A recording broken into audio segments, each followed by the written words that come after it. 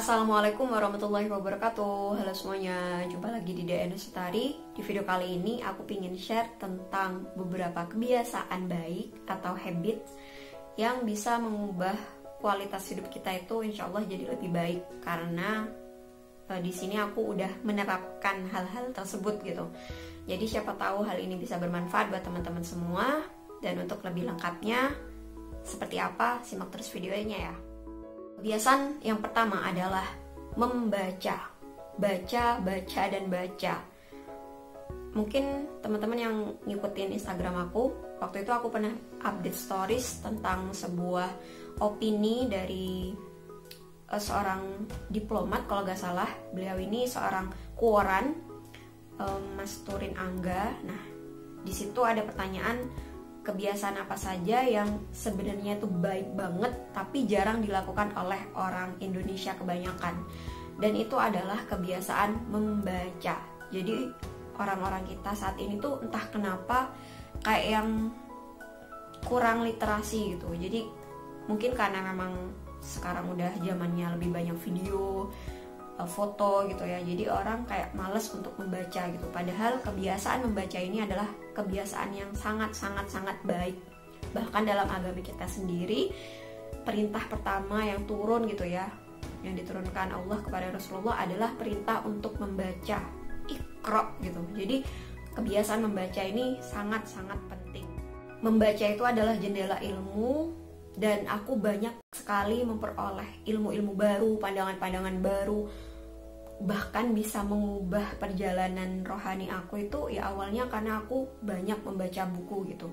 Dan buku yang aku baca itu nggak pilih-pilih, entah itu buku-buku yang religius, entah itu buku yang self development atau buku-buku motivasi, itu aku baca semua gitu. Karena setiap buku yang aku baca itu pasti kayak ada hikmah yang bisa aku ambil, ada pelajaran yang bisa aku ambil, dan ada ilmu yang bisa aku ambil serta aku terapin dalam hidup aku. Bacaan yang utama tentu saja adalah Al-Quran, karena itu adalah firman dari Tuhan, firman dari Allah. Dan aku termasuk orang yang sangat meyakini bahwa membaca Al-Quran itu adalah obat.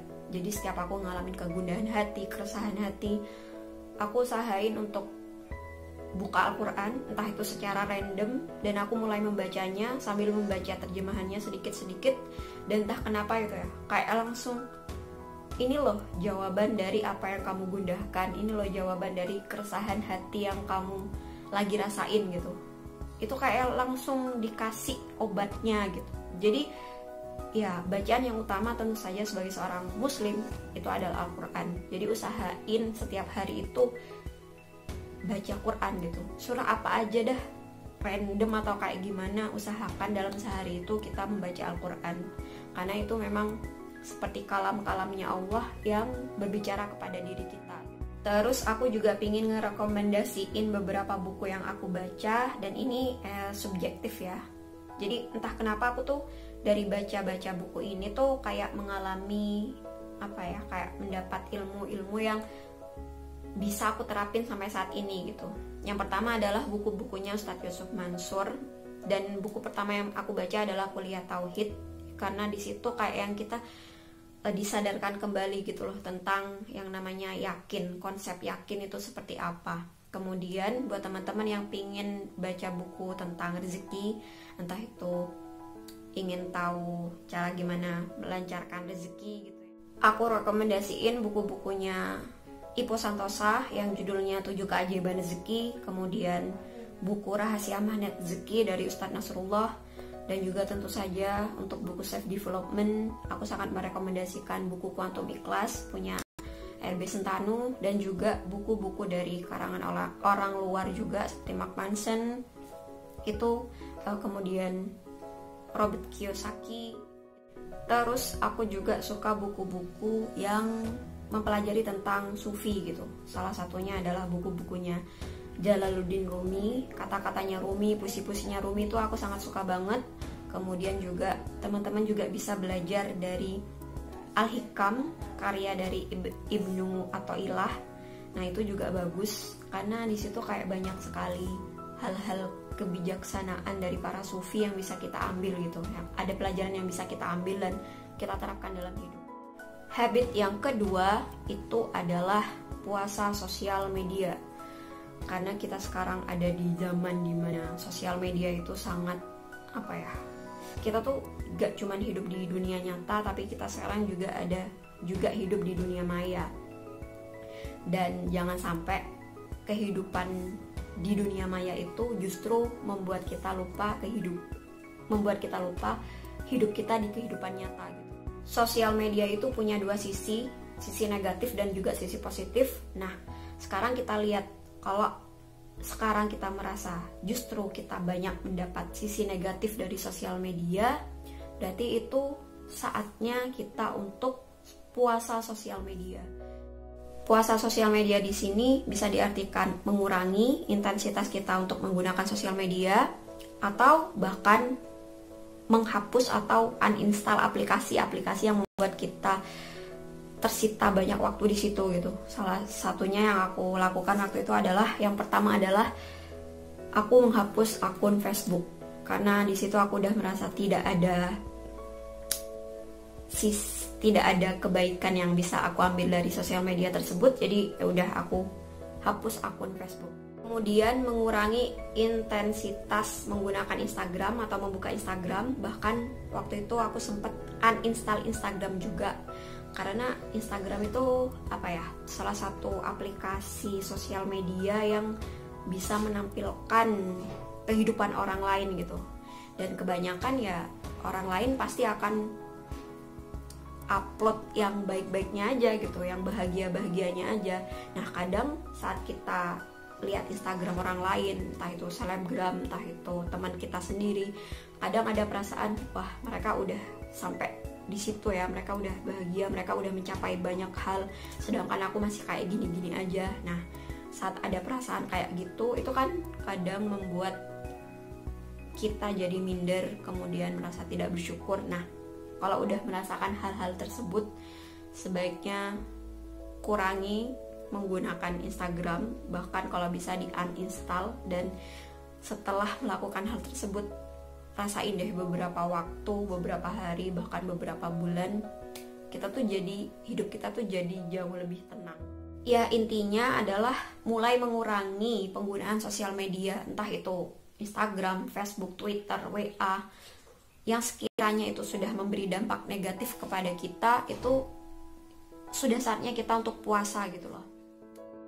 Karena saat aku udah mengurangi penggunaan sosial media tersebut, bahkan aku uninstall aplikasinya, itu aku ngerasain kedamaian gitu loh. Aku jadi nggak kepo dengan kehidupan orang. Toh kalau misalnya aku lagi rindu atau pingin tahu kabarnya dari teman-teman aku, ya udah aku hubungin langsung gitu, tanpa harus melihat kehidupan mereka yang mereka upload. Buat apa gitu loh. Jangan habiskan waktu berharga kita untuk melihat hal-hal yang membuat kita jadi kayak yang down, kemudian timbul iri hati gitu. Ya kalau untuk bikin kita termotivasi untuk jadi orang yang lebih baik sih nggak masalah. Cuman kadang kan ya sebagai manusia biasa lah, saat itu juga aku ngerasa bahwa wah, aku udah tertinggal jauh, teman-teman aku udah kayak gini, kayak begitu, sedangkan aku masih kayak begini. Dan di sini aku juga ingin merekomendasikan sebuah aplikasi yang bagus, dan itu juga aplikasinya tuh nggak toksik gitu loh. Bahkan di aplikasi tersebut kita bisa mendapatkan banyak ilmu pengetahuan, kemudian juga bisa mendapat pelajaran dari pengalaman penulisnya.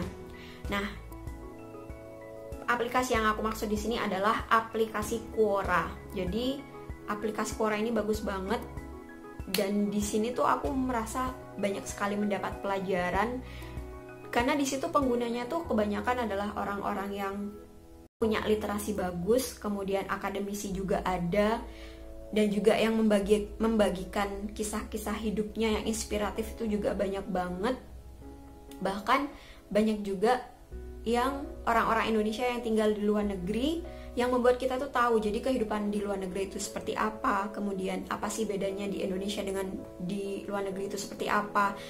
Jadi di Quora ini kita tuh kayak yang bisa melihat dari dua sisi gitu, bukan hanya dari sisi kanan aja, tapi kita juga bisa melihat dari sisi dari sisi kiri juga gitu. Jadi setiap apapun yang aku dapat informasinya, aku tuh bisa cek di Quora dari dua pendapat yang berbeda gitu loh. Jadi kayak yang bisa cross check antara yang satu dengan yang lain. Kemudian habit yang ketiga adalah berusaha hidup minimalis. Mungkin konsep minimalis ini terkenal sebagai konsep yang datang dari negeri Sakura, Jepang. Tapi sebenarnya konsep minimalis itu sudah diajarkan oleh panutan kita gitu loh, oleh Rasulullah, bahwa Rasulullah itu hidupnya sederhana gitu loh. Nah, konsep minimalis itu kan sebenarnya hidup sederhana gitu. Cuman ya mungkin sekarang bahasanya diubah jadi minimalis. Pernah baca buku sebuah seni untuk hidup minimalis, itu juga ditulis oleh penulis Jepang. Nah, dari buku tersebut aku jadi tahu gitu loh, bahwa sebenarnya konsep hidup minimalis itu ya hidup yang diajarin sama Rasulullah gitu loh, bahwa kalau kita hidup ya sederhana dan jangan berlebihan. Jadi saat ini aku menerapkan konsep minimalis tersebut dan aku terapin dalam hal yang paling utama adalah barang.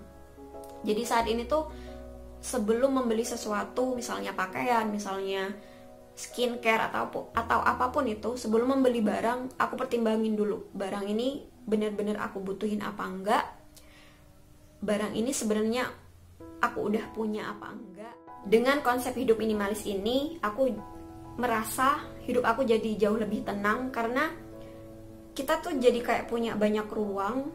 Terus juga apa sih gunanya terlalu banyak menumpuk barang, apa sih gunanya membeli sesuatu itu berlebihan gitu. Setelah dipikir-pikir itu kadang justru membuat kita stres gitu. Tahu-tahu di kamar kita udah banyak banget barang yang sebenarnya ini tuh nggak ada gunanya gitu loh. Nah, makanya saat menerapkan hidup minimalis ini aku ngerasa bener-bener jadi jauh lebih tenang. Kemudian juga apa ya, dari sisi ekonominya juga aku jadi lebih hemat, lebih ekonomis, dan juga aku bisa menyalurkan uang yang aku punya untuk hal-hal lain yang lebih bermanfaat dibanding untuk memuaskan keinginan-keinginan aku yang sebenarnya itu nggak penting gitu loh, yang sebenarnya itu nggak aku butuhin. Jadi konsep hidup minimalis ini sangat-sangat penting untuk kita terapkan, dan itu memang udah ajaran dari Rasul kita gitu loh. Ini tuh ajaran Islam banget gitu. Cuman kadang ya balik lagi, kadang kita tuh gak menerapkan apa yang sudah diajarkan oleh Rasulullah kepada kita. Habit yang keempat, yang terakhir adalah mulai peduli dengan kesehatan badan kita. Aku mulai merasa peduli dengan kesehatan tubuh aku sendiri itu justru setelah aku pulang dari Jepang. Karena waktu itu aku sempat tinggal bareng host family, dimana orang ini, bapak ini tuh usianya udah 75 tahun, tapi beliau tuh masih fit banget. Beliau tuh masih sehat, masih kuat mengayuh sepeda dengan jarak keliling kota Osaka waktu itu. Kemudian ya pokoknya di usia tersebut bapak ini tuh masih sehat, masih bisa beraktivitas banyak.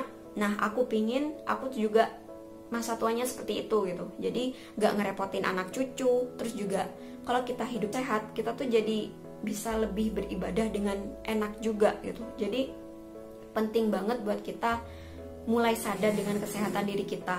Ya mulai dari menjaga makanan, kemudian mulai berolahraga. Karena kadang kita tuh zolim pada diri kita sendiri gitu. Kita kayak yang malas untuk bergerak, malas untuk olahraga. Jadi bukan hanya untuk diri kita sendiri, tapi juga untuk keluarga kita gitu. Jadi kalau kita sehat, ya kita gak akan merepotkan orang lain gitu. Meskipun ya tetap aja yang bisa memberikan sehat dan sakit ya Allah. Jadi sambil kita terus berdoa kepada Allah, kita baca sholawat bil qulub. Nah, kita juga berusaha gitu loh untuk menjaga kesehatan diri kita, rajin berolahraga, menjaga makanan juga. Bahkan ini juga masih berkaitan dengan konsep minimalis tadi. Saat kita makan, ya tunggu aja saat kita lapar gitu. Karena dengan begitu kita jadi gak berlebihan untuk makan. Kemudian juga aku belajar untuk makan teratur juga. Jadi sekali lagi, menjaga kesehatan badan itu penting untuk mulai kita aware dengan hal tersebut sejak sekarang gitu, karena ini adalah investasi untuk diri kita sendiri. Oke, itu tadi 4 habit, 4 kebiasaan baik yang insya Allah bisa mengubah kualitas hidup kita jadi lebih baik. Dan aku bisa ngomong seperti ini karena 4 kebiasaan tersebut udah aku terapin gitu loh, sedikit demi sedikit aku terapin dalam hidup, dan aku ngerasain sendiri dampak baiknya itu seperti apa. Jadi semoga ini bisa bermanfaat buat teman-teman, dan mungkin teman-teman punya pendapat lain tentang kebiasaan-kebiasaan baik yang bisa mengubah hidup teman-teman. Nah, teman-teman bisa komen di bawah di comment section. Oke, cukup sekian video kali ini, semoga bermanfaat, dan insya Allah semoga bisa ketemu di video-video yang selanjutnya. Akhirul kalam, wassalamualaikum warahmatullahi wabarakatuh. Bye bye.